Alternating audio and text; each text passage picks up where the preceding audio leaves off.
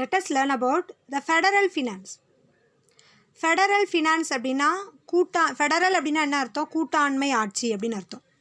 கூட்டாண்மை ஆட்சி அப்படின்னா central government, state government, local government இது எல்லாம் சேர்ந்தது தான் ஃபெடரல் கவர்மெண்ட். இந்த ஃபெடரல் கவர்மெண்ட்டோடைய ஃபினான்ஸை நம்ம என்ன சொல்கிறோம்? ஃபெடரல் ஃபினான்ஸ் அப்படின்னு சொல்கிறோம்.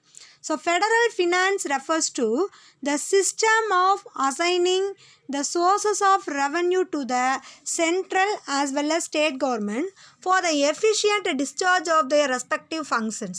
That is, clear-cut divisions is made regarding the allocation of resources of the revenue between the central and state authorities. Central and state authorities-க்கு எவ்வளவு எக்ஸ்பெண்டிச்சர், அதாவது பட்ஜெட்டை போட்டு அதுக்கு எக்ஸ்பெண்டிச்சரை வந்து அலோகேட் பண்ணுறதுக்கு கிளியர்-கட் டிவிஷன் பண்ணணும், அலோகேட் பண்ணணும் இல்லையா? அதுக்கு அந்த அலோகேட் பண்ணுற அந்த ஃபினான்ஸை தான் ஃபெடரல் ஃபினான்ஸ் அப்படின்னு சொல்கிறோம். சென்ட்ரல் கவர்மெண்ட்டுக்கு எவ்வளோ அலோகேட் பண்ணணும், ஸ்டேட் கவர்மெண்ட்டுக்கு எவ்வளோ அலோகேட் பண்ணணும், அந்த ஸ்டேட் கவர்மெண்ட்டுக்குள்ளே லோக்கல் கவர்மெண்ட்டுக்கு எவ்வளோ அலோகேட் பண்ணணும், முனிசிபாலிட்டிஸ்க்கு எவ்வளோ அலோகேட் பண்ணணும், பஞ்சாயத்து. ஸோ இந்த மாதிரி ஒவ்வொரு டிவிஷன்ஸுக்கும் எவ்வளோ அலோகேட் பண்ணுறது அப்படின்றத சொல்கிறது தான் federal finance. Division of powers.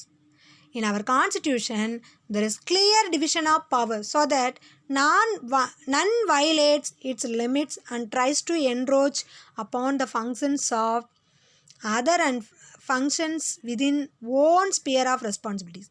There are 3 lists enumerated on the 7th schedule of the constitution. அதாவது நம்மளுடைய கான்ஸ்டியூஷனில் ஷெட்யூல் 7ல் 3 லிஸ்ட் இருக்குது. Union list, state list, concurrent list. So union list என்ன சொல்கிறாங்க, ஸ்டேட் லிஸ்ட்டு என்ன சொல்கிறாங்க, கான்கரண்ட் லிஸ்ட்டு என்ன சொல்கிறாங்க? Union லிஸ்ட்டுக்குள்ளே 100 சப்ஜெக்ட்ஸ் ஆஃப் நேஷ்னல் இம்பார்ட்டன்ஸ், அதாவது மொத்த நாட்டுக்கும் பொதுவான சில லிஸ்ட்டு இருக்கும். அதில் எத்தனை டைப்ஸ் ஆஃப் லிஸ்ட்டு இருக்கான்? 100 லிஸ்ட்டு இருக்கான். எக்ஸாம்பிள் என்ன சொல்லலாம் அப்படின்னா defence, railway, post, telegraph. And state லிஸ்ட்டில் என்னென்ன இருக்குன்னா 61 சப்ஜெக்ட்ஸ் இருக்கான். Local interest such as public health, police, இது எல்லாமே ஸ்டேட் லிஸ்ட்டுக்குள்ளே வருது. அண்ட் கான்கரண்ட் லிஸ்ட்டு அதுக்குள்ளே 52 சப்ஜெக்ட்ஸ் இருக்குதான். அதில் என்னென்ன இருக்குது எக்ஸாம்பிள் பார்த்தோன்னா electricity, trade union, economic and social planning, இது எல்லாமே அந்த லிஸ்ட்டுக்குள்ளே இருக்குது. ஸோ கான்ஸ்டியூஷனில் 7th ஷெட்யூலில் 3 லிஸ்ட்டை சொல்லியிருக்காங்க. அந்த 3 லிஸ்ட்டு வந்து union list, state list, concurrent list. Union list have 100 subjects, state list have 61 subjects, concurrent list have 52 subjects. First நம்ம எதை பார்க்க போகிறோம் அப்படின்னா சென்ட்ரல் ஸ்டேட் ஃபினான்ஷியல் ரிலேஷன்ஷிப்பை பற்றி பார்க்க போகிறோம். Central state financial relationship. So union sources, corporation tax வந்து அதாவது வரக்கூடிய வருமானத்தை சொல்கிறாங்க. என்னென்ன வகையிலலாம் வருமானம்? Corporation tax and corporation currency, coinage and legal tender, foreign exchange, இதெல்லாம் அந்த எந்த லிஸ்ட்டுக்குள்ளே இருக்குது அப்படின்னா சென்ட்ரல் லிஸ்ட்டுக்குள்ளே இருக்குது.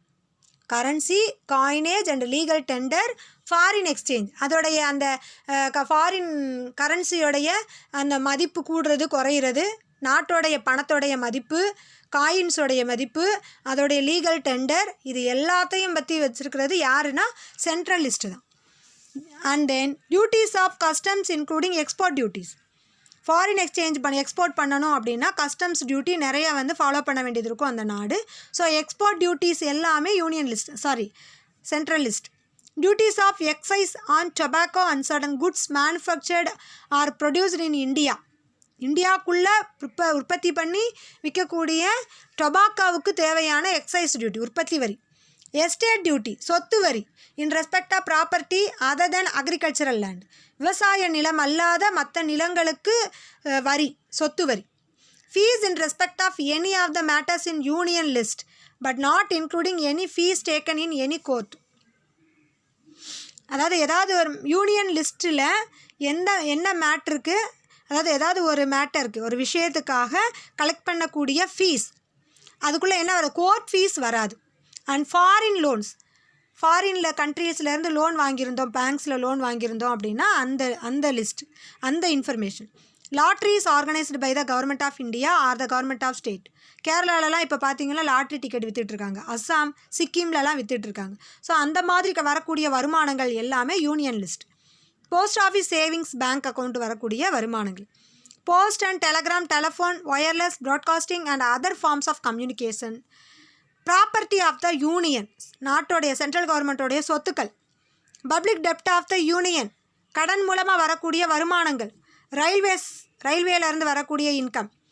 Rates of stamp duty in respect of bills of exchange, cheques, promissory note. அதாவது bill of exchange, cheque, promissory நோட்லாம் எழுதும்போது அதில் ஸ்டாம்ப் டியூட்டி அப்படின்னு சொல்லி கவர்மெண்ட் வந்து சில ஃபீஸை கலெக்ட் பண்ணுவாங்க.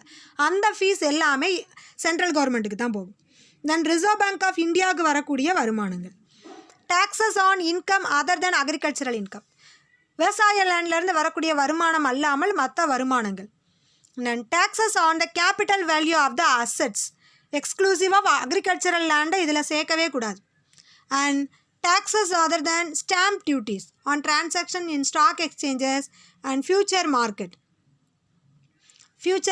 ஸ்பாட் மார்க்கெட் அதில் வரக்கூடிய வருமானங்கள். taxes on the sale of purchase of newspaper and on advertisement published therein. News பேப்பரில் அட்வர்டைஸ்மெண்ட் போடுறதுனால வரக்கூடிய வருமானங்கள். நியூஸ் பேப்பருக்கு டேக்ஸ் போட்டிருப்பாங்க, இந்த விளம்பரத்துக்கு வரி விளம்பரங்கள் அப்படின்னு போட்டிருப்பாங்க, அதனால் வரக்கூடிய வருமானங்கள். Terminal tax on goods or passengers carried by railway or sea or air. Railway, air, C மூலமாக குட்ஸை வந்து எடுத்துகிட்டு போகிறதுக்கு பேசஞ்சர்ஸ்க்கும் குட்ஸுக்கும் விதிக்கக்கூடிய வரிகள். இது எல்லாமே எங்கே போகக்கூடியது அப்படின்னா சென்ட்ரல் கவர்மெண்ட்டுக்கு போகக்கூடிய வருமானங்கள். ஸோ நெக்ஸ்ட்டு நம்ம பார்க்குறது state sources of financial relationship. இப்போ நம்ம பார்த்தது central state financial relationship. So next கிளாஸில் நம்ம ஸ்டேட் சோர்சஸ் பார்க்கலாம். தேங்க்யூ.